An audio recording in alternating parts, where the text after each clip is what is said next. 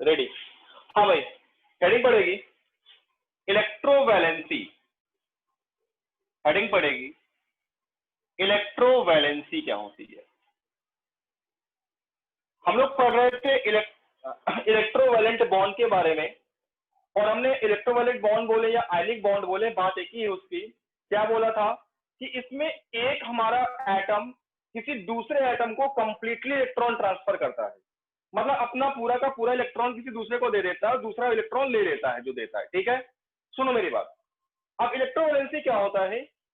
किसी एक एटम के थ्रू ट्रांसफर किए गए नंबर ऑफ इलेक्ट्रॉन या दूसरे एटम के थ्रू गेन किए गए नंबर ऑफ इलेक्ट्रॉन, यही कहलाता है इलेक्ट्रोवैलेंसी। मतलब कोई एटम जितने भी इलेक्ट्रॉन ट्रांसफर करता है कंप्लीटली, वही क्या होती है इलेक्ट्रोवैलेंसी। या दूसरा एटम जो इलेक्ट्रॉन जितने इलेक्ट्रॉन लेता है, वही उसकी क्या होती है इलेक्ट्रोवैलेंसी होती है। मेरी बात समझ गए? जैसे देखो, अगर हम बात करें लिथियम, सोडियम, पोटेशियम, रुबिडियम और सीजियम, ये सभी हमारे फर्स्ट ए ग्रुप के एलिमेंट हैं। ये सभी हमारे फर्स्ट ए ग्रुप के एलिमेंट हैं, और ये सभी क्या कर सकते हैं, ये एक इलेक्ट्रॉन अपना दे सकते हैं। तो इन सबकी इलेक्ट्रोवैलेंसी कितनी हो जाएगी? 1 हो जाएगी। क्या हो जाएगी? क्यों? क्योंकि भाई देखो, ये होता है 2,1, ये होता है 2,8,1, ठीक है ना? ये होता है तुम्हारा 2,8,8,1। तो भाई ये क्या करेगा, अपने आप को स्टेबल करने के लिए, अपने ऑक्टेट को कंप्लीट करने के लिए एक इलेक्ट्रॉन का ट्रांसफर कर देगा।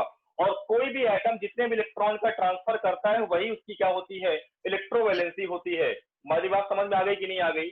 अगला देखो, अगर हम सेकंड ए ग्रुप की बात करें बेटा, तो सेकंड ए ग्रुप में देखो beryllium, magnesium, calcium, strontium, barium. तो भाई क्या होगा, इसकी इलेक्ट्रोवैलेंसी कितनी होगी बेटा? 2 हो जाएगी। इलेक्ट्रोवैलेंसी कितनी हो जाएगी इसकी? 2 होगी। क्यों? ये क्या करेगा, 2 इलेक्ट्रॉन ट्रांसफर करेगा। ठीक है, अब थर्ड ए ग्रुप में बोरॉन, एल्यूमिनियम, गैलियम, इंडियम और थैलियम, इनकी इलेक्ट्रोवैलेंसी कितनी होगी बेटा? 3 हो जाएगी। कि ये क्या करेंगे, 3 इलेक्ट्रॉन का ट्रांसफर करते हैं। ये क्या करते हैं, ये 3 इलेक्ट्रॉनों का ट्रांसफर करते हैं, इसलिए इनकी इलेक्ट्रोवैलेंसी क्या हो जाएगी? 3 हो जाएगी। अब देखो, जैसे अब हम बात करें फिफ्थ ए की। क्या ऊपर वाला थर्ड भी है? कौन सा थर्ड बी बेटा? सर जो आपने अभी लिखा है, बिल्कुल BAL। किस दुनिया में जी रहे हो? थर्ड बी में SCY वाले रहते हैं। किस दुनिया में जी रहे हो क्षितिज देवल? थर्ड में तो SCY LA होते हैं भाई कैसे? तुम्हें बेटा सोने की जरूरत है क्षितिज, अच्छे से,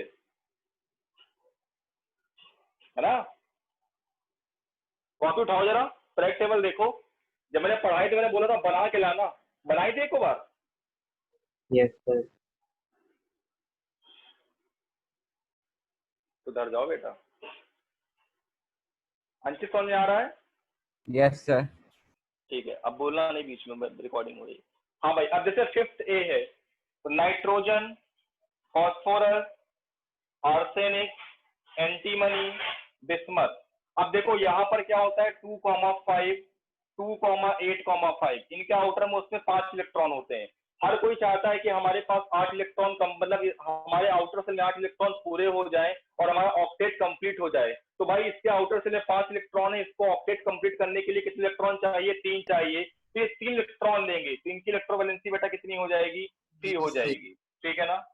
अगला देखो, 6 ए, ऑक्सीजन, सल्फर, सेलेनियम। कार्बन वाला ग्रुप नहीं बेटा, वो नहीं करता, उसकी वेरिएबल होता है, हम नहीं ले रहे, क्योंकि हम वो बेटा वहां ये यहाँ पे वो चीजें बता रहे हैं जो आयनिक बॉन्ड बनाते हैं। कार्बन वाला ग्रुप आयनिक बॉन्ड नहीं बनाता बेटा वो। यहाँ देखो 2,6, 2,8,6, वेट करो, अभी जो पढ़ा रहा हूँ उसका देखो, बता रहा हूँ अभी। यहाँ पर इलेक्ट्रोवैलेंसी कितनी होगी? यहाँ पर इलेक्ट्रोवैलेंसी कितनी होगी भाई? 6 इलेक्ट्रॉन है, 8 करने हैं, 2 लेगा, तो इलेक्ट्रोवैलेंसी कितनी होगी? 2 होगी। 7th ए, फ्लोरीन, क्लोरीन, ब्रोमीन, आयोडीन, एस्टेंटाइन। यहाँ होता है आउटर सेल में 7 इलेक्ट्रॉन, इसे अपना 8 पूरा करने के लिए 1 चाहिए, तो इसकी इलेक्ट्रोवैलेंसी बेटा कितनी हो जाएगी? इसकी इलेक्ट्रोवैलेंसी 1 हो जाएगी। मैं सिर्फ इलेक्ट्रोवैलेंसी की बात कर रहा हूँ। अभी बताऊंगा आपको कि आयनिक बॉन्ड, आयनिक कंपाउंड कौन से एलिमेंट बनाते हैं, कौन से नहीं बनाते, मैं आपको सीधे लिखा रहा हूँ अभी, ठीक है ना? तो आप जरा लिखो डेफिनेशन। द बॉन्ड, लिखो, it is the number of transferred electron, number of transferred electron or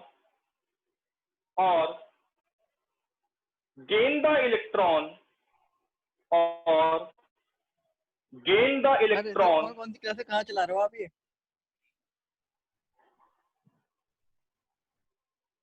क्या हो गया? केमिकल मेरी क्लास चल रही है।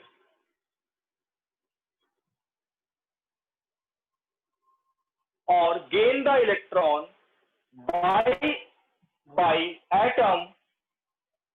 by atom, particular atom, by particular atom is known as electrovalency, sir gain the electron क्या होता है? by particular atom called electrovalency। Note करो जल्दी से।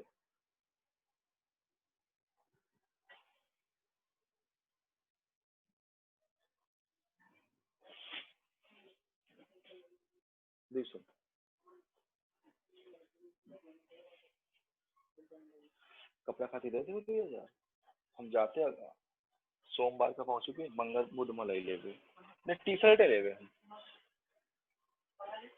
नहीं दे देना तो तुमका देवाई भाई ओमा दीपावली तुमका देवा देते, एक पैंट तो हमका देवा दो, फिर उसको देवा दे, सेजल का देवा दे।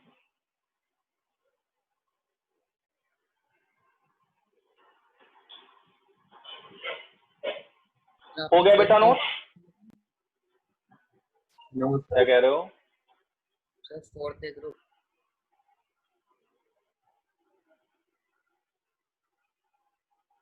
हाँ, अगर सही बात है सर, क्या सही बात है? हाँ। तुम पूछना फोर्थ ग्रुप क्यों नहीं लिखा? हाँ बेटा, अरे बेटा वो नहीं बनाता ना, इसलिए नहीं लिखा। मैं भी तुम्हें ये बताऊंगा। अब आयनिक बॉन्ड इन्हीं ग्रुप में से लोग बनाते हैं। सर नॉन अभी रुक मेटल जाओ, तो -3 हाँ। -2 -1 होनी चाहिए ना इलेक्ट्रोवैलेंसी। लेकिन फोर्थ ग्रुप में क्योंकि शेयरिंग होगी ना, 4 इलेक्ट्रॉन है आउटर मोस्ट शेल में। हम वहां शेयरिंग होती, सही कह रहा है, यहाँ पे ट्रांसफर होता है और गेन होता है। तभी लिखा रहा हूँ आपको वो फैक्टर कौन कौन से जो आयनिक बॉन्ड के बनाने में पार्टिसिपेट करते हैं, सभी लिखा रहा हूँ। आप बस इलेक्ट्रोवैलेंसी यहाँ पढ़ो, बस अभी सब लिखा रहा हूँ आपको, कौन बनाता है कौन नहीं बनाता है, सर कौन अच्छा बनाएगा, सबसे अच्छा आयनिक बॉन्ड कौन बनाएगा वही बताऊंगा अभी। सर बस आप लिखो तो। हाँ सर नॉन मेटल की तो इलेक्ट्रोवैलेंसी -3 -2 -1 होगी ना। यस सर, ये माइनस गेन करता, मैंने बेटा मैग्नीट्यूड लिखा है, मैंने मैग्नीट्यूड लिखा है, आप सही कह रहे हो। लेकिन जब भी क्वेश्चन पूछा जाएगा तो पॉजिटिव में आंसर दिया होता है। पूछा जाएगा कि इलेक्ट्रोवैलेंसी लिखो नाइट्रोजन की, तो 3 लिख के आएंगे, बस इलेक्ट्रोवैलेंसी -3 पूछेगा आपसे, प्लस में आंसर दिया होगा बेटा वहां पे। प्लस में आंसर देंगे। हाँ, आंसर प्लस में ही देगा वो। गेन करो या रिलीज करो, आंसर प्लस में ही दिया होगा आपके पेपर में, इसलिए मैंने पॉजिटिव में ही लिखी है। वैसे नेगेटिव होती है लेकिन आप मैग्नीट्यूड आंसर लेते हैं। क्लासिफिकेशन ऑफ एलिमेंट्स में 1-2 डाउट्स हैं। अब पूछ लेना बेटा, उसको भेज देना आप शाम तक, है ना? अभी तो ये कर लो, अब यही पढ़ लो, पहले भेज देना, करा दूंगा। हो गया सर। चलो देखो, हो गया।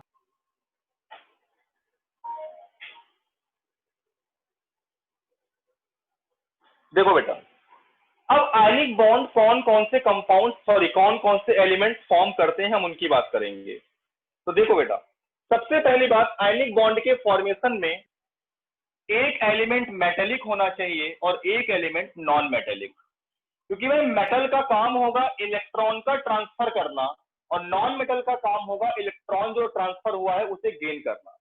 ये मेटल क्या करेगा, कंप्लीटली इलेक्ट्रॉन का ट्रांसफर कर देगा और नॉन मेटल उस इलेक्ट्रॉन को गेन कर लेगा।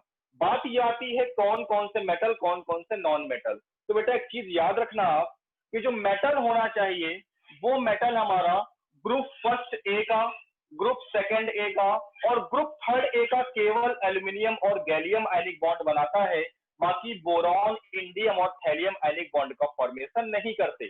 ठीक है, अभी बताऊंगा एल्यूमिनियम गैलियम कौन सा कंपाउंड आयनिक बॉन्ड बनाता है। और नॉन मेटल हमारा किस ग्रुप का होना चाहिए, फिफ्थ ए, सिक्स्थ ए और सेवंथ ए का होना चाहिए। तो हमारी ये बात समझ लो कि मेटल और नॉन मेटल किस ग्रुप के होने चाहिए। अभी मैं आपको आगे डिस्कस करूंगा कि सबसे अच्छा आयनिक बॉन्ड बनाने के लिए वो कौन कौन से फैक्टर होते हैं जहां पे सबसे अच्छा आयनिक बॉन्ड बनता है। तो आप जरा इसको नोट करो, मेटल और नॉन मेटल वाला केस। सर ये मेटल प्लस नॉन मेटल क्या बनाएगा, आयनिक बॉन्ड। आयनिक बॉन्ड जो पढ़ा रहा हूँ बेटा वही बनाएगा, प्लीज रिपीट मत करो, इसमें दिक्कत आ जाएगी।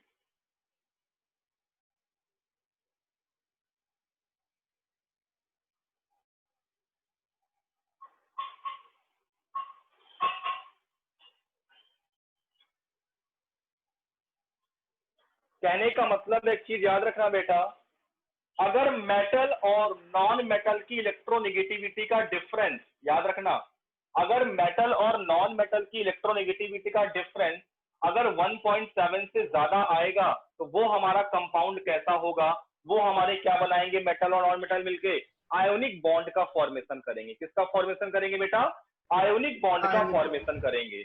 याद रखना, अगर मेटल और नॉन मेटल की इलेक्ट्रोनेगेटिविटी का जो डिफरेंस है अगर वो 1.7 से ज्यादा आएगा तो हमारा कौन सा बॉन्ड बनेगा, आयोनिक बॉन्ड बनेगा। बस यार मैंने बोला था आयोनिक बॉन्ड जैसी कोई चीज होती नहीं है, ये याद रखो। जैसे देखना बेटा, अब मैं तुमसे अगर पूछूं कि जरा बताओ,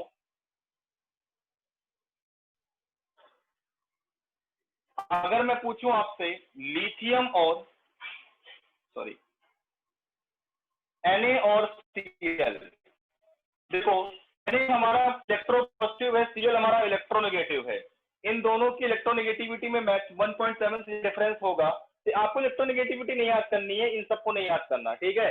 तो क्या होगा भाई, सिंपल सी बात है, क्या होगा, ये हमारा कैसा बॉन्ड बनाएगा, आयनिक बॉन्ड बनाएगा। कैसा बनाएगा, आयोनिक कंपाउंड बनाएगा, आयनिक बॉन्ड बनाएगा। सर अगर 1.7 तो कम आ रही है, बॉन्ड बनेगा, इससे इनकी नेगेटिविटी तो कम आ रही है। कहने का मतलब है एक मेटल और एक नॉन मेटल होना ही चाहिए।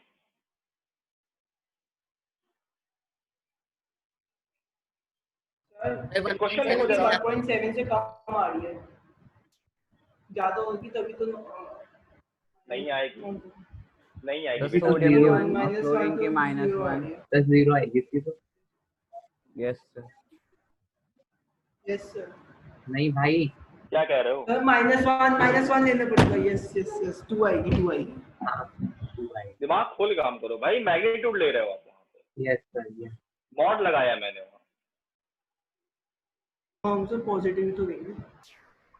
हाँ तो 2 आएगी, 1.7 से ज्यादा आ रही है। मतलब 1 -1। यस सर, माइनस साइन लेंगे।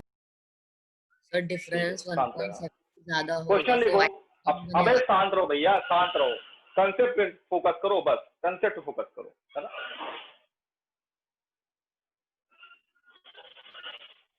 तब भी तो पूछ रहा हूँ। क्वेश्चन लिखो,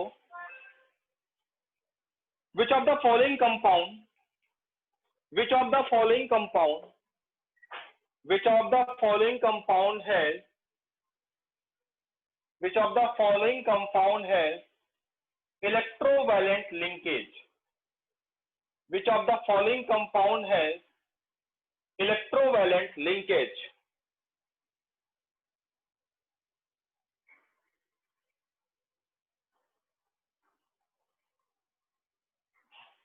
इन चारों में से कौन हमारा इलेक्ट्रोवेलेंट कंपाउंड बनाएगा, बोलो भाई, किसमें इलेक्ट्रोवेलेंट लिंकेज होगा। आप तो देखते हैं, आंसर लगा लो, आंसर क्या होगा, सेकंड बी पार्ट। क्यों, बी वाले में मेटल और नॉन मेटल दोनों प्रेजेंट है, बाकी सब में non metal non metal non metal ही प्रेजेंट है। तो आंसर क्या होगा? सेकंड पार्ट होगा।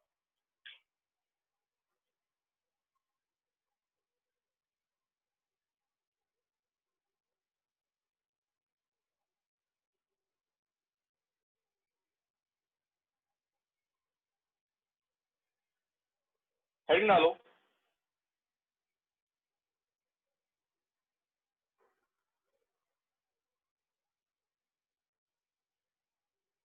हेडिंग पड़ेगी energy involve in the formation of ionic bond. वो कौन कौन सी एनर्जी है जो आयनिक बॉन्ड के फॉर्मेशन में पार्टिसिपेट करती हैं? हेडिंग डालो energy involve in the formation of ionic bond.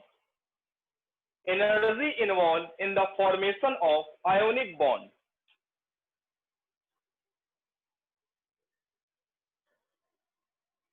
सबसे पहला है आयोनाइजेशन एनर्जी।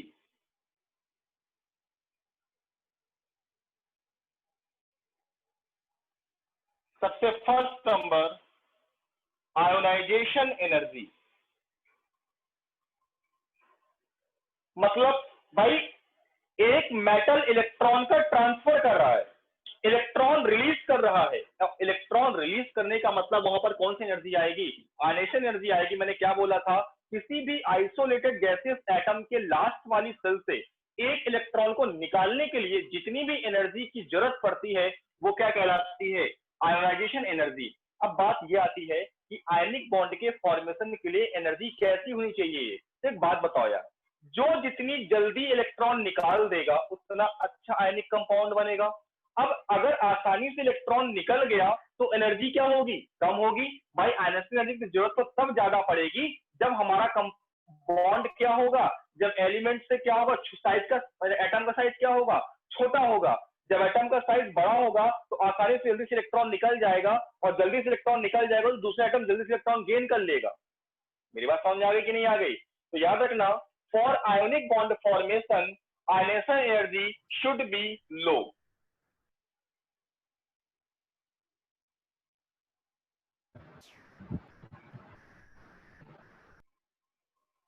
आयोनिक बॉन्ड के फॉर्मेशन के लिए आयनाइजेशन एनर्जी क्या होनी चाहिए? लो होनी चाहिए। क्यों लो होनी चाहिए? मैंने आपको दोबारा एक्सप्लेन कर रहा हूं। भाई क्या होता है, एक एटम इलेक्ट्रॉन का ट्रांसफर करता है, ये इलेक्ट्रॉन दे रहा है, जितनी जल्दी इलेक्ट्रॉन निकाल देगा उतना अच्छा आयनिक बॉन्ड बनाएगा। अब जल्दी कब निकालेगा? जब उसका साइज क्या होगा? बड़ा होगा। साइज लार्ज होगा तो इलेक्ट्रॉन आसानी से निकल जाएगा, एनर्जी की जरूरत कम पड़ेगी हमें। तो याद रखना, आयोनिक बॉन्ड के फॉर्मेशन के लिए आयोनाइजेशन एनर्जी की वैल्यू क्या होनी चाहिए? लो होनी चाहिए। अगर मैं आपसे पूछूं, जरा बताओ कि लिथियम, सोडियम, पोटेशियम, रुबिडियम और सीजियम, इन चारों में सबसे जल्दी सबसे अच्छा आयनिक बॉन्ड कौन बनाएगा? यस, बोलो भाई। सीजियम। सीजियम बनाएगा। सबसे अच्छा आयनिक बॉन्ड कौन बनाएगा? सीजियम। तो सबसे अच्छा मेटल कौन होगा? सीजियम होगा। ठीक है ना? लिखो जरा, इसको नोट करो, लिख लो। For the formation of ionic bond. Sir वैसे सबसे ज्यादा फ्रांसियम बनाते हैं ना? हाँ सर वैसे नहीं बेटा, सबसे वो रेडियो एक्टिव होता है, रेडियो एक्टिव होता है, वो नहीं बनाता caesium. For the formation of ionic bond, for the formation of ionic bond, ionization energy should be low. Ionization energy should be low. Ionization energy should be low. Note करो, आयनिक bond के formation के लिए ionization energy क्या होनी चाहिए my dear? लो होनी चाहिए।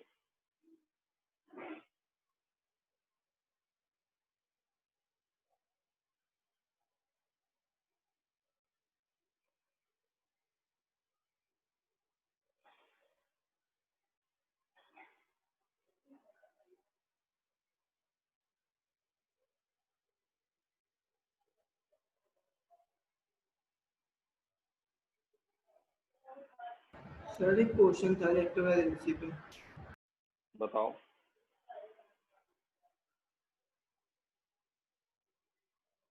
बताओ क्या है? सर H2SO4 H2SO3 में ज्यादा इलेक्ट्रोवैलेंट कौन होगा? कोई नहीं होगा, कोई भी नॉन मेटल। अरे भैया इलेक्ट्रोवैलेंसी कब निकालोगे यार? जब आयनिक बॉन्ड बनेगा, इनमें दोनों में कोई आयनिक बॉन्ड बनाएगा? यहाँ कोवैलेंसी आएगी, समझे? और किसी कंपाउंड की कोवैलेंसी नहीं होती बेटा, कोवैलेंसी या इलेक्ट्रोवैलेंसी किसी एटम की होती है। कोई कंपाउंड इलेक्ट्रॉन नहीं ट्रांसफर करता, एटम करता है। और सर इसमें अगर इलेक्ट्रोनेगेटिविटी पूछे तो क्या पूछेगा? किसकी इलेक्ट्रोनेगेटिविटी? H2SO3 में से इलेक्ट्रोनेगेटिव कौन है ज्यादा? कभी नहीं पूछेगा, डिफाइन ही नहीं हो पाएगी। कंपाउंड नहीं इलेक्ट्रोनेगेटिव होता, एटम होता है इलेक्ट्रोनेगेटिव।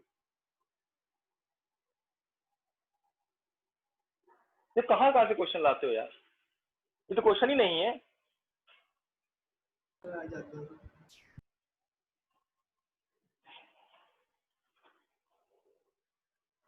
एटॉमिक प्रॉपर्टी होती है। हो गया नोट? सेकंड तो बॉन्डेड एटम में होती है ना? बॉन्ड के फॉर्म में होती है, लेकिन बॉन्ड के फॉर्म में एटम की ही तो इलेक्ट्रोनेगेटिविटी देखते हो, कि बॉन्ड की थोड़ी देखते हो। एटम ही तो डिसाइड करता है इलेक्ट्रोनेगेटिव कौन है, तभी तो इलेक्ट्रॉन खींचता है। एटम ही तो चेक करते हो ना, बस।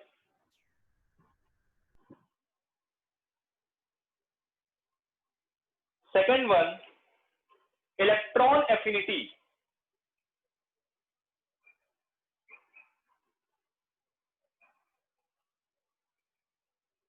Second one, electron affinity. तो याद रखना, आयोनिक बॉन्ड के फॉर्मेशन के लिए भाई इलेक्ट्रॉन एफिनिटी का मतलब होता है इलेक्ट्रॉन को लेना, और इलेक्ट्रॉन को लेने के बाद हम कहा करते हैं इलेक्ट्रोनेगेटिविटी और इलेक्ट्रॉन एफिनिटी में, ठीक है? तो भाई याद रखना कि आयोनिक बॉन्ड के फॉर्मेशन के लिए इलेक्ट्रॉन एफिनिटी क्या होनी चाहिए? हाई होनी चाहिए, क्योंकि इलेक्ट्रॉन एफिनिटी जितनी ज्यादा होगी उतना अच्छा क्या बनेगा? आयनिक बॉन्ड बनेगा, ठीक है? भाई इलेक्ट्रॉन एफिनिटी है, इलेक्ट्रोनेगेटिविटी है, इन दोनों का काम ही होता है इलेक्ट्रॉन को लेना, ठीक है ना? और एक चीज ध्यान रखना, अगर हम कहीं भी किसी कंपाउंड में कंपेयर करेंगे इलेक्ट्रोनेगेटिविटी और इलेक्ट्रॉन एफिनिटी, तो याद रखना इलेक्ट्रॉन एफिनिटी डोमिनेंट फैक्टर होता है। अगर मैं आपसे पूछूं कि फ्लोरीन, क्लोरीन, ब्रोमीन और आयोडीन में कौन आयनिक बॉन्ड बनाने के लिए रिस्पॉन्सिबल होगा? कौन सबसे क्यों? क्यों भाई? देखो, ये इसको एक इलेक्ट्रॉन देना है, इसको एक इलेक्ट्रॉन लेना है। अब एक बात बताओ, एक इलेक्ट्रॉन निकालने में आसानी है, दो इलेक्ट्रॉन निकालने में आसानी से कितने इलेक्ट्रॉन निकल जाएंगे? एक इलेक्ट्रॉन। आसानी से कितने इलेक्ट्रॉन ले सकोगे आप? एक इलेक्ट्रॉन। तो सबसे अच्छा आयनिक कंपाउंड कौन बनाएगा? फर्स्ट ए ग्रुप का एलिमेंट और सेवेंथ ए ग्रुप का, फर्स्ट ए का मेटल और सेवेंथ ए का नॉन मेटल। याद रखना बेटा, सबसे अच्छा आयनिक कंपाउंड कौन बनाएगा? फर्स्ट ए का मेटल, सेवेंथ ए का नॉन मेटल। और फर्स्ट ए का कौन सा मेटल सबसे अच्छा बनाएगा? सीजियम। अब बात की आती है सेवेंथ ए का नॉन मेटल कौन सा होगा बेटा? वो होगा तुम्हारा कौन? फ्लोरीन होगा। कौन होगा? क्योंकि भाई देखो, मैंने बोला आपके हिसाब से सर क्लोरीन ज्यादा होगा एफिनिटी, बिल्कुल सही है, क्लोरीन ज्यादा एफिनिटी होती है, लेकिन हम यहाँ पर क्या फैक्टर देखते हैं? दोनों फैक्टर लेके चलते हैं, इलेक्ट्रोनेगेटिविटी और इलेक्ट्रॉन एफिनिटी का। लेकिन क्लोरीन की एफिनिटी तो ज्यादा होती है, लेकिन फ्लोरीन की क्या ज्यादा होती है? इलेक्ट्रोनेगेटिविटी ज्यादा होती है। पूरी केमिस्ट्री में सबसे ज्यादा इलेक्ट्रोनेगेटिव कौन होता है बेटा? फ्लोरीन होता है। तो क्या होगा बेटा यहाँ पर?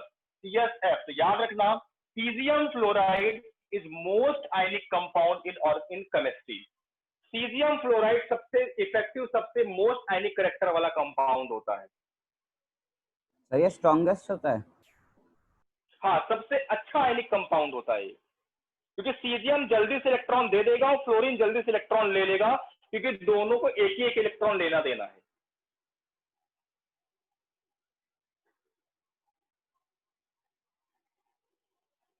समझ गए? तो सबसे अच्छा आयनिक कंपाउंड कौन बनाएंगे?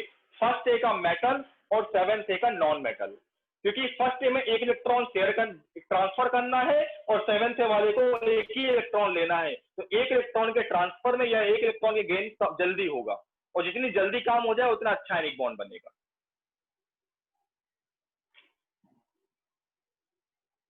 क्या हो गया गौरव गुप्ता को? क्या हो गया, क्यों नाराज हो रहा है? क्यों बड़ा करा है? हाँ भाई क्या हो गया गौरव गुप्ता?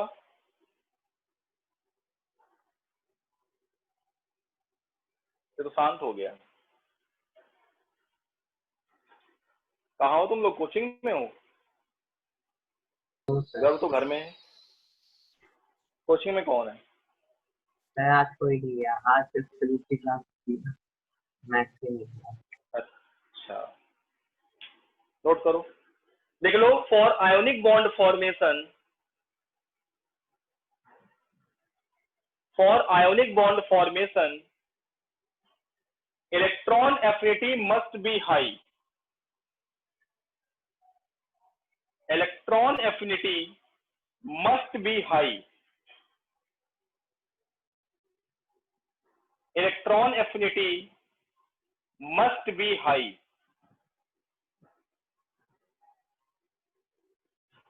नोट कर लो। इलेक्ट्रॉन एफिनिटी से पहले बता दीजिए। क्या बेटा? अच्छा, for ionic bond formation electron affinity must be high. देखिए यहाँ दोनों फैक्टर देखते हैं, इसलिए फ्लोरीन ज्यादा होता है। तो caesium fluoride is most ionic character होता है इसके पास, has most ionic character. Sorry Ankit, आगे समझ में? Yes, sir. Garv, it is Hemant, sir clear? Fluorine और क्लोरीन में से इलेक्ट्रॉन एफिनिटी तो क्लोरीन की ज्यादा होती है। लेकिन इलेक्ट्रोनेगेटिविटी डोमिनेंट फैक्टर होता है ना, मैंने वो किनारे लिख सर दिया बेटा। इलेक्ट्रॉन नेगेटिविटी आना चाहिए ना।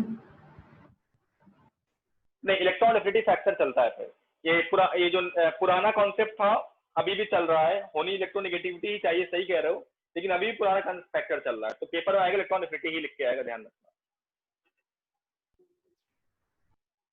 ठीक है, देखो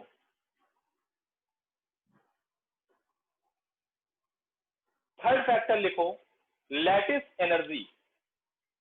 थर्ड फैक्टर होगा लैटिस एनर्जी। थर्ड फैक्टर होगा लैटिस एनर्जी। लैटिस एनर्जी क्या होता है? सुनो मेरी बात ध्यान से। लैटिस एनर्जी एक टाइप की एनर्जी होती है। कहां आती है, कहां से निकलती है? जब दो अपोजिट आयंस वाले एलिमेंट, मतलब अगर एक पर पॉजिटिव एक पर नेगेटिव है, जब दोनों आपस में मिलते हैं तो एक आयोनिक सॉलिड बनाते हैं, मतलब एक आयनिक सॉलिड कंपाउंड बनाते हैं।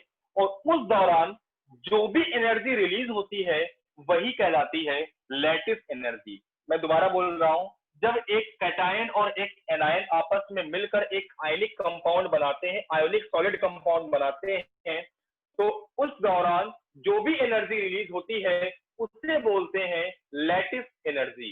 कहने का मतलब है बेटा देखो, अगर हमारे पास कोई A प्लस है, ये कैटायन है, और दूसरा हमारा B माइनस एनायन है, अगर ये दोनों मिलकर कोई एक आयोनिक सॉलिड बनाते हैं AB सॉलिड, तो इस दौरान जो भी एनर्जी निकलती है वो क्या होती है?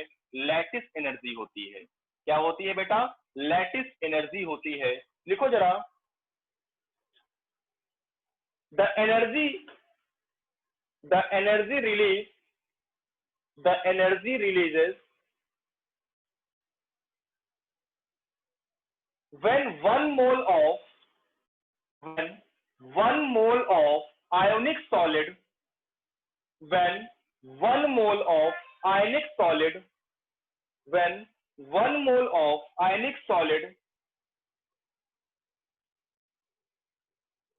formed ionic solid formed from ionic solid formed from opposite type of ion